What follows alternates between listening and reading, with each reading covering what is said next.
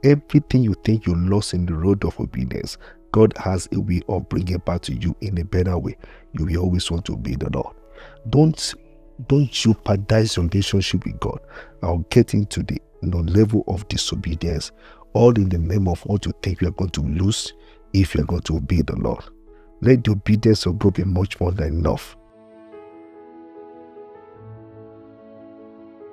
Hello and welcome to this edition on Live Channel. I believe that this week has been a blessing to you, and thank you for always joining us on this channel. And this is the channel where we talk about how to live and how to die. And I believe that week in, week out, God has been faithful, speaking to us the language that we can understand.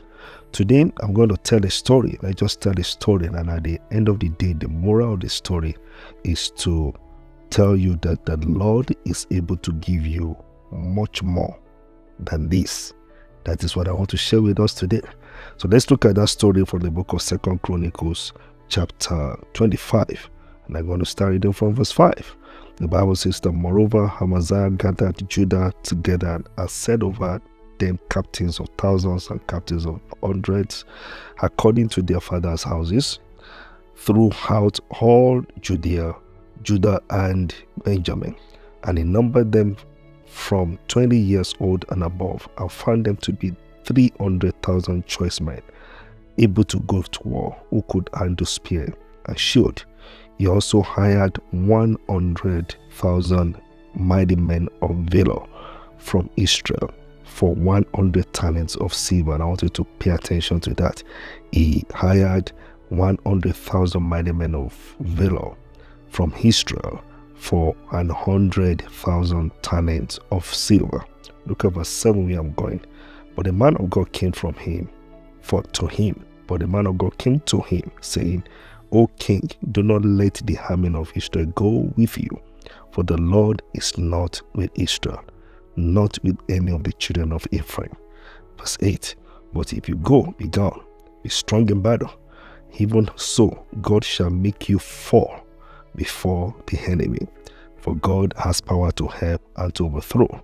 Verse 9, then Amaziah said to the man of God, but what shall we do about 100,000 talents which I have given to the troops of Israel? In other words, the set of people that I hired. And the man of God said to him, the Lord is able to give you much more than this. So Amaziah discharged the troops that had come to him from Ephraim to go back home. Therefore their anger was greatly aroused against Judah, and they returned home in great anger. Now this is the moral of the story. Amaziah woke up one day and he wanted to go for a battle. And of course he prepared his guys. And then he got to a point, he'll look at it, he said, you know what, he may not be able to win this battle with this set of people that I have. So what do? So let me hire 100,000 troops from Israel, and of course he gave them money for those hire. Then the man of God came to him and he said, you know what, don't let those guys go with you, because the Lord is not with them. And of course he knew he had to obey the Lord, but a major reason why it could be difficult for him to obey the Lord was that, okay, I have already paid these guys 100,000. They're not going to refund me my money. So that means that if they don't go with me, that means I'm going to lose my money. And then the man of God told him, you know what, don't bother about the money you've lost. God is able to give you much more than the amount of money which you are thinking you are going to lose because you want to obey the Lord. And long story short, Amaziah eventually decided to say, you know what, I'm going to go by what the Lord has said. I will let this guy go back. They went back, they were angry about it, but he obeyed the Lord. The concept of this story is this: there will be moments in our lives when God is going to please order for us. It's going to come instruction. Telling you, you know what, this business that you have started, you've already spent money on it, and you're about to launch it, and God say, you know what, just stop that business. It's not my will for you. And then you are thinking about it. What about $10,000 I've committed to this business? Okay, so what we have, that means I'm going to lose it. And then you need to hear the Lord telling you, okay, you may think you are losing that money, but if you obey me, I'm able to give you much more than that. There will be things that will come in our way that we want to stand against instruction of God for our lives, and that is what I'm bringing our attention to. There are times in which people would have obeyed the Lord, but they thought that by the time they're thinking about what they thought they're going to lose if they obey the Lord, they tend not to obey the Lord. As simple as you have already prepared to eat food, the food is on your table, and then the Lord says you have to wait upon me today. And you're like, oh, you know what, I've already prepared this for maybe tomorrow. Okay, because of what? If I don't eat this food, that means I'm going to waste it. And God is telling you today, yeah, waste it. I'm able to give you much more than that. There are people today that shouldn't have, gone into that marriage. They were in courtship when the Lord came to them. That marriage you want to get into now is not going to work. But they're like, oh, we have already, I've spent so much on that relationship. I've spent so much on that guy. That means that we're going to let go and I'm going to lose my money. Well, God is saying, lose it. I'm going to pay you back. Once you understand something, that everything you think you lost in the road of obedience, God has a way of bringing it back to you in a better way. You will always want to obey the Lord. Don't jeopardize your relationship with God. I'll get into the level of disobedience, all in the name of what you think you are going to lose if you are going to obey the Lord. Let the obedience of God be much more than enough.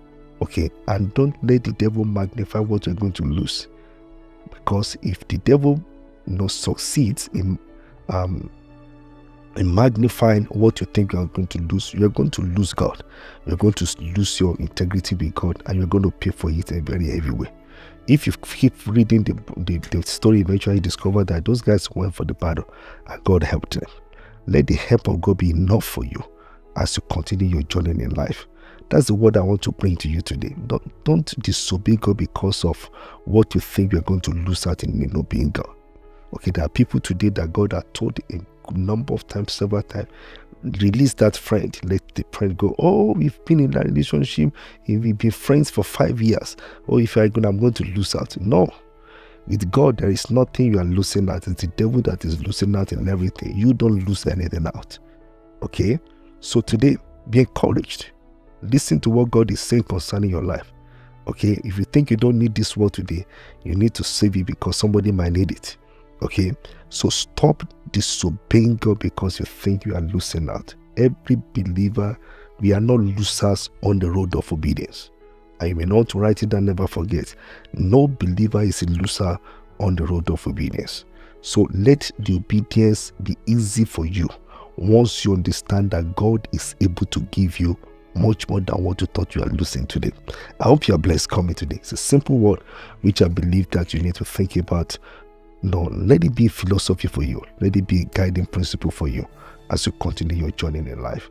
All right, let me know how this word bless you. All right, don't forget to live on this channel, we don't die. And this is one of the ways to live. We live in obedience to ensure that everything that God has in stock for us come to manifestation.